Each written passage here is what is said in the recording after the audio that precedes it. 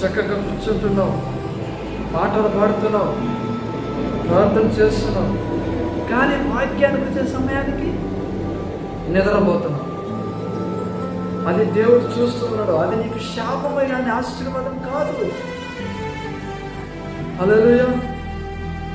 ఆలయానికి వచ్చి నిద్రపోతూ నువ్వు దేవుని మాటలు గ్రహించుకుంటా, సేవకుడు నీతో ఏమి మాట్లాడతాడని నువ్వు గ్రహించుకుంటా, దేవుడు మనతో ఏం మాట్లాడతాడని నువ్వు వినుకుంటా,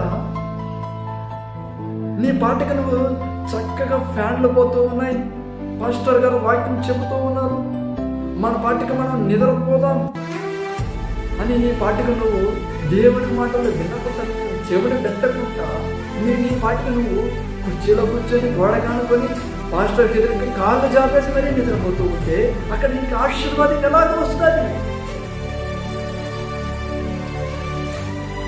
ఆశీర్వాదం అనేది దేవుడు నీకు ఇచ్చి గొప్ప వరం. దాన్ని నువ్వు పోగొట్టుకుంటున్నావు.